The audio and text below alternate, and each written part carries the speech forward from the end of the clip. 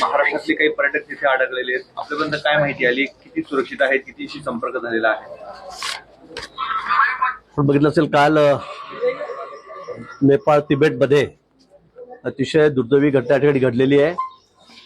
कशा पद्धतीने अर्थक्वेक झाल्यानंतर त्या ठिकाणी महापूर आला, त्या ठिकाणी लँडस्लायडिंग झालं आणि त्यातून पूल असतील, गावं असतील, हायड्रोपोनिक असतील, कशा आहे अतिशय विदारक पद्धतीवर त्या ठिकाणी वाहून गेलेले आहेत. आणि त्यामध्ये मग सध्या मानस सरोवरला लोकांचा त्याचा ओढा मोठा आहे. आणि आपल्याकडचे सुद्धा महाराष्ट्रातले काही पर्यटक त्या ठिकाणी गेलेले आहेत. रिचार्ड टूर्स ट्रॅव्हल्स कंपनीच्या 2 गाड्या त्या ठिकाणी आहेत. त्यांच्या माध्यमातून ते मानस सरोवरला पर्यटक गेलेले आहेत. ती माहिती आमच्यापर्यंत आलेली आहे. 4 जणांशी संपर्क झालेला आहे. अजून या ठिकाणी मी माझ्या शेजारी राहणारे कुटुंब परवा 4 दिवसापूर्वीच मला भेटून आम्ही मानस सरोवरला चाललोय म्हणून त्या ठिकाणी गेलेले 4-5-6 दिवसापूर्वी. मला लगेच ही बातमी बघितल्यावर मी त्यांच्याशी कॉन्टॅक्ट केला. पण एक दिवस माझा काही कॉन्टॅक्ट त्यांच्याशी झाला नाही. पण काल रात्री संध्याकाळी माझा त्यांचा कॉन्टॅक्ट झालेला आहे. ते मानस सरोवरला त्या ठिकाणी आहेत. त्यांच्या गाडीमध्ये सुद्धा जवळपास 37 जण त्यांच्या सोबत आहेत.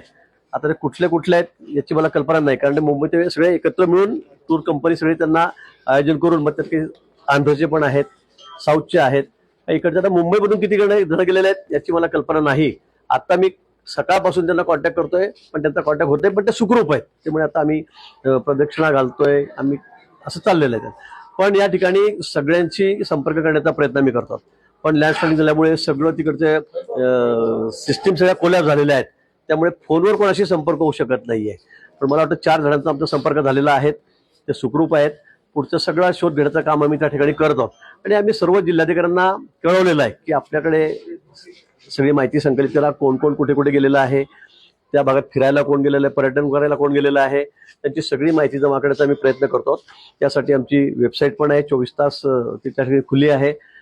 अजूनही कोणाकडे काही माहिती असेल तर त्यांनी आम्हाला त्या ठिकाणी कळवावं. दिल्लीशी आमचा संपर्क सतत सुरू आहे. 24 तास आम्ही अलर्ट मोडवर आहोत. मला वाटतं अजून कोणाकडे काही अतिरिक्त माहिती असेल तर ती निश्चित आम्हाला द्यावी. आपल्याकडनं एक माहिती गोळा